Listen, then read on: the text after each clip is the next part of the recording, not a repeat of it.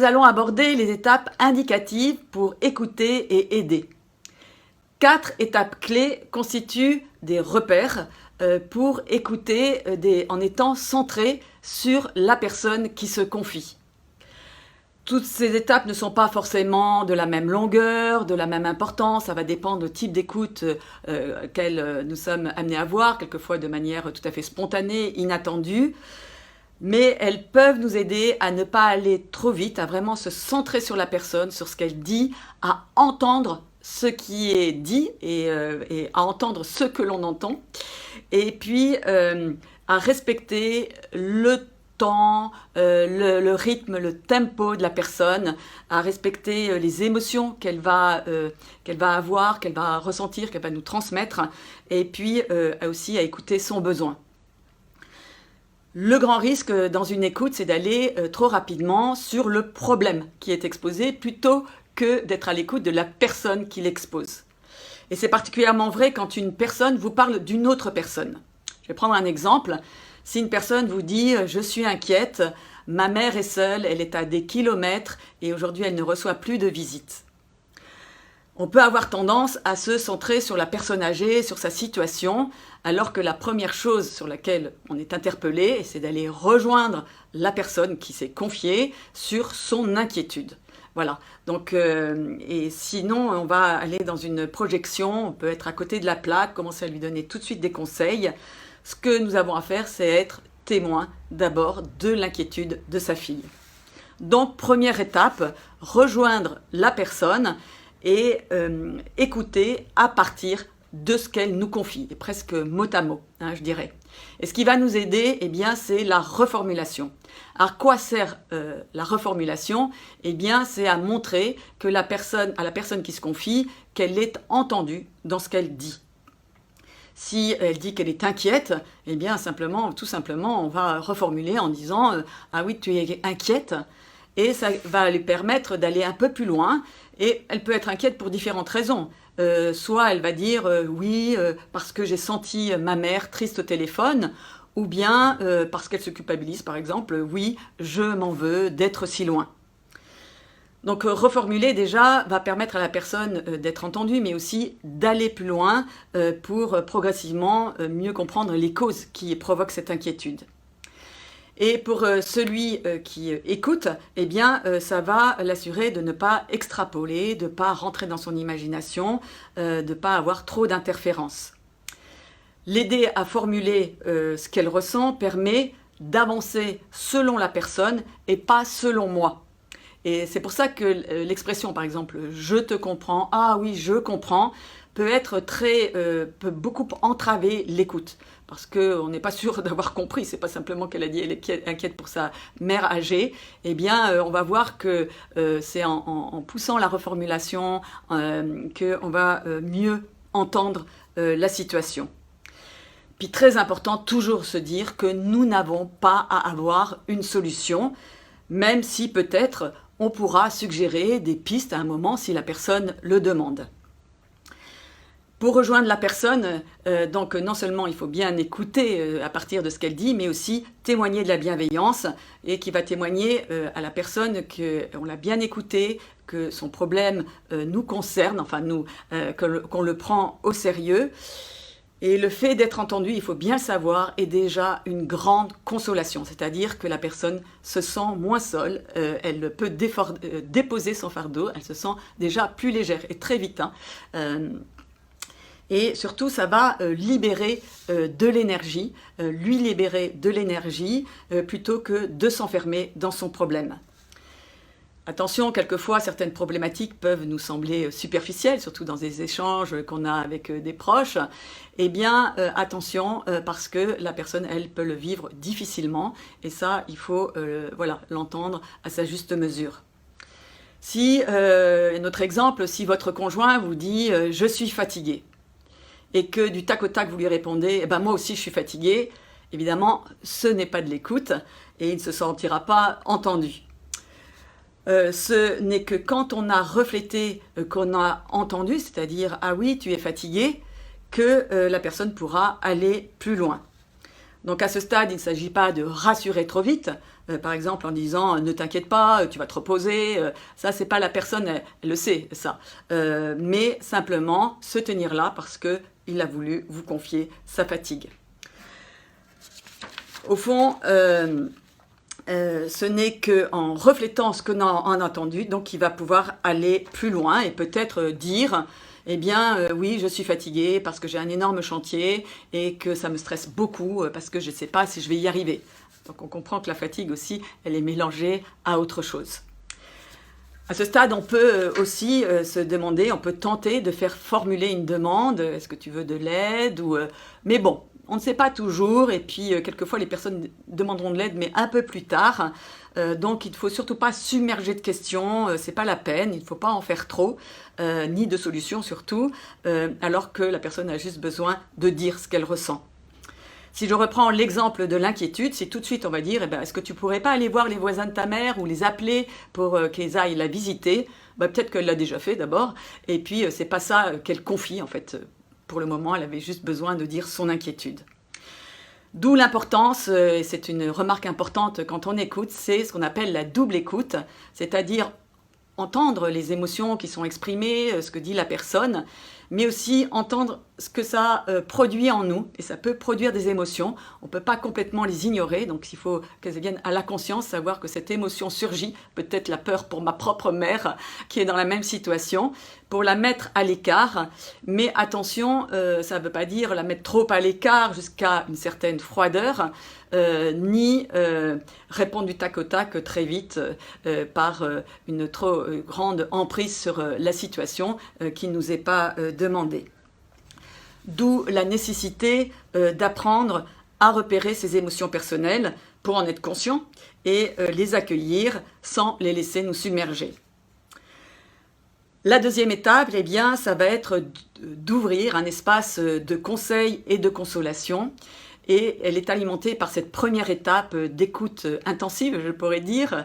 Et on va essayer, avec la personne, d'éclairer sa situation, qu'elle puisse expliquer cette situation, mais avec des questions très ouvertes, sans la bombarder de questions. Mais l'encourager à mettre des mots sur ce qu'elle ressent, notamment ses émotions, avec des questions ouvertes, pour aller plus loin. Et pourquoi? Eh bien, parce que repérer les émotions est clé. L'émotion est la manière dont la personne s'est adaptée à la situation. Très important. L'émotion est la manière dont la personne s'est adaptée à la situation. Chaque émotion correspond à un besoin de la personne et qui sera un révélateur pour elle, justement, pour se mettre en action, une fois qu'on l'aura bien décelé. 4 grandes émotions, la peur, la colère, la tristesse, la joie. La peur, la colère, la tristesse, la joie. La peur, eh bien, ce sont des situations vécues comme des dangers et le besoin, c'est d'être sécurisé, c'est d'être rassuré. La colère, eh bien, c'est des situations où on a des frustrations, où on a des sentiments d'injustice, d'impuissance. Et le besoin correspondant, eh bien, c'est la réparation.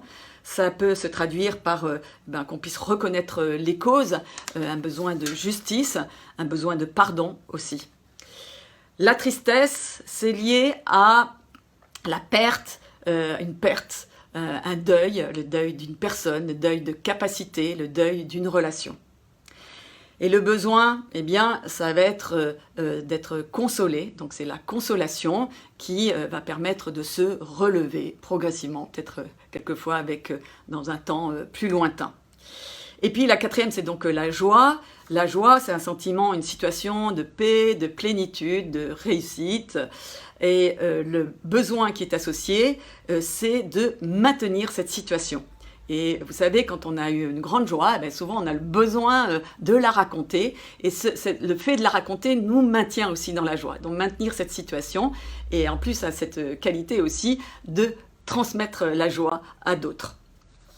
Alors, point important par rapport aux émotions, elles ne sont pas mauvaises en soi, elles sont des révélateurs, comme je l'ai dit, elles doivent être canalisées, on va tenter de les canaliser, de comprendre d'où elles viennent, et pour qu'elles deviennent moins envahissantes, et puis voilà, de remplir les besoins qui sont suscités par cette émotion. Attention, certaines émotions peuvent en cacher d'autres. Derrière une colère, il peut y avoir une honte. Et ça va être très difficile à déceler. En tout cas, il va falloir un peu plus de temps pour que ça se révèle. Par exemple, quelqu'un qui dit « je suis en colère parce que je ne suis pas reconnu ». Et là, il y a une forme de honte, une mésestime de soi et qui va pouvoir faire déceler. Ou alors, elle va dire « c'est pas l'image que je veux donner ». Voilà, donc il y a une honte d'être allé trop loin dans sa colère. Donc, il faut admettre qu'il y a un besoin de s'estimer soi-même et faire attention aussi parce que la honte peut entraver la personne d'exercer pleinement tous les talents qu'elle a. Repérer les émotions, mais aussi repérer les sentiments. Alors, il y a beaucoup de similitudes entre les émotions et les sentiments. Les émotions, qu'est-ce que c'est? C'est des réactions spontanées à une situation. Tandis que les sentiments, c'est un état affectif qui est plus durable, qui évolue avec le temps et qui s'exprime par l'amour, la haine, la jalousie, la confiance, la méfiance, l'insécurité, le bonheur et puis aussi la culpabilité. Alors bien que ce soit différent, ces émotions et des dispositions différentes, et sentiments et émotions, ils sont extrêmement liés et les sentiments font faire vivre des émotions et les émotions font faire vivre des sentiments. Un petit exemple, un enfant qui a peur d'un chien, donc il va exprimer de la peur, eh bien ça va alimenter un sentiment d'insécurité, non seulement vis-à-vis des chiens, peut-être vis-à-vis de tous les animaux. Petit point et même point important autour du sentiment de culpabilité. Ce sentiment doit être pleinement accueilli avec un bémol à apporter, c'est que souvent les personnes, dans ces cas-là, vont se mélanger avec leur acte. Or, il faut dissocier l'acte qui a été posé de la personne. Je ne suis pas la colère que j'ai transmise, je ne suis pas que tristesse. Voilà, je suis aussi bien autre chose. Et ça, c'est important à pouvoir refléter parce que certaines personnes vont s'enfermer, vont être comme paralysées par un acte qui a été posé. Alors que ces personnes, elles peuvent être vraiment des super amies, exprimer aussi beaucoup de générosité. Voilà, elles sont beaucoup d'autres choses. Donc, c'est un appel à aider la personne à accueillir sa propre vulnérabilité, accueillir sa fragilité, la prendre aussi comme une chance et pas que comme du négatif dans telle situation, face à des pressions, des maltraitances aussi qui ont pu être subies. Et bien, quelquefois, une colère a été bonne parce que ça a mis à l'écart une maltraitance. Quand un sentiment de culpabilité est exprimé, il faut être extrêmement attentif à bien le situer. Que la personne ne prenne pas toute la responsabilité sur les épaules, si ce n'est pas le cas, souvent évidemment les torts sont partagés, ou bien qu'elle ne la prenne pas du tout. Donc ça, il faut bien être attentif et qu'elle soit complètement dans l'auto-justification. Et c'est important de prendre ce temps pour bien comprendre avec douceur où en est la personne pour pouvoir entrer dans une étape suivante, peut-être dans un pardon qui peut être long à venir, un pardon à soi-même ou un pardon à d'autres s'ils ont été en jeu dans ce sentiment de culpabilité. Et ça va permettre ensuite à la personne d'avancer.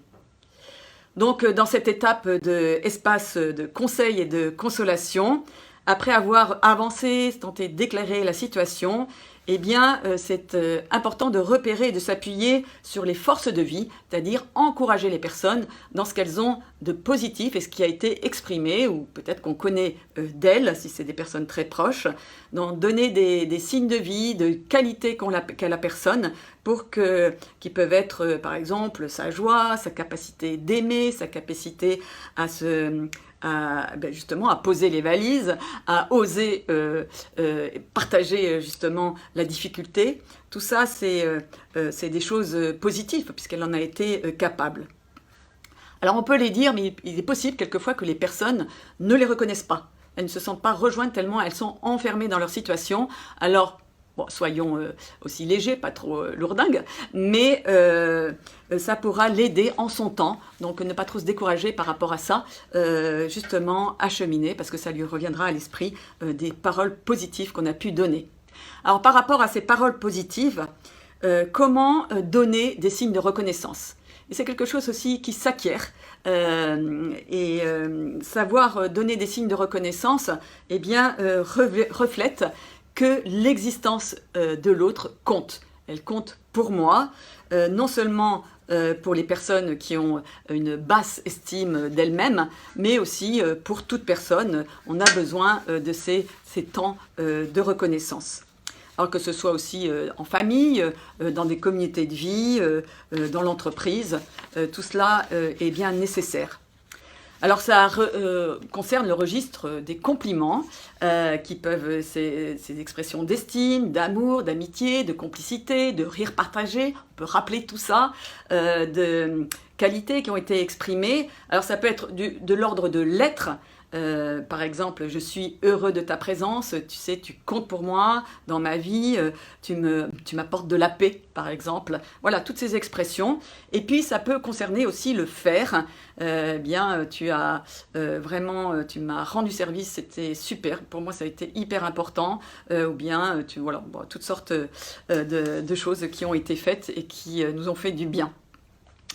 Ces signes, ils vont nourrir l'estime de soi, c'est très important. Et plus ces signes vont circuler, d'ailleurs entre l'écoutant et l'écouter, plus ça va provoquer de l'énergie positive pour reprendre pied quand on est face à une détresse, face à une panique, face voilà, à une difficulté.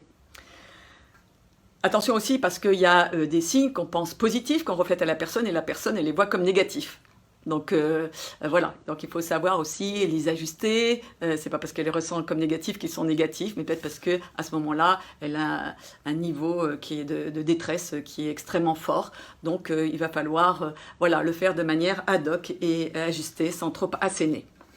Enfin, troisième et quatrième étape. D'abord, troisième étape, orienter la personne vers une dynamique de vie.